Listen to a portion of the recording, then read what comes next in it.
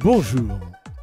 Après des jours et des jours de bruit de couloir, on connaît enfin le nom de la personne qui prendra la tête du gouvernement.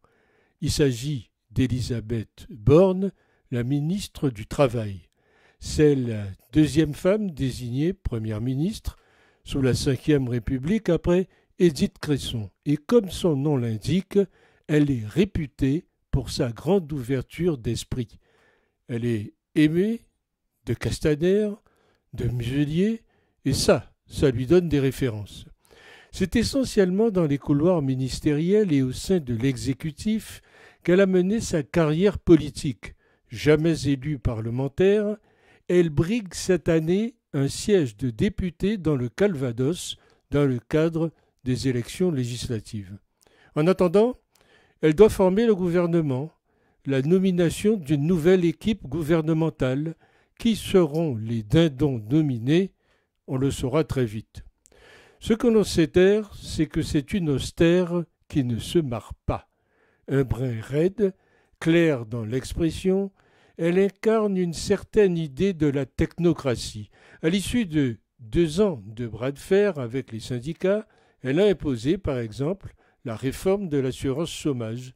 À la clé, une baisse de l'allocation pour une partie des demandeurs d'emploi, mais ils la toucheront plus longtemps, avait-elle martelé inlassablement. Bref, une serviteur de l'État discrète mais inflexible. Pour ce genre de poste où pourtant, il va falloir se taire et obéir au patron qui en fait dirige tout. Dans les milieux industriels, elle est très connue. Le résultat d'abord et le sociétal ensuite. C'est la meilleure solution pour avoir des problèmes. Dans le genre technocrate de gauche, obéissante, elle est parfaite. Elle ne ferait pas d'ombre au monarque, il lui faudra pourtant passer l'épreuve des législatives, alors attendons pour supputer. En fait, où est le changement? On a l'impression qu'on va prendre les mêmes et qu'on recommence.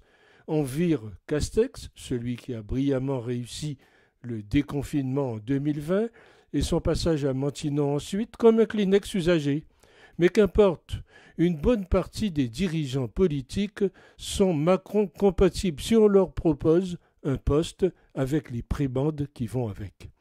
On pourrait éviter ce genre de choses à l'avenir en déprofessionnalisant la politique, mais ce n'est pas à l'ordre du jour. Clairement, les signes aujourd'hui, avec cette nomination, en faveur de la gauche se multiplient dans ce second tour du côté de M. Macron. Madame Borne est une socialiste pur jus. Est-ce vraiment un bon calcul? Le résultat du 12 juin le dira.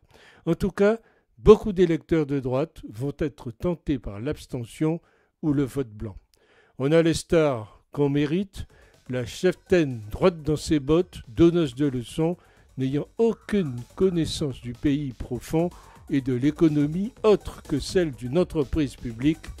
Pauvre de nous, c'est ce que je crois.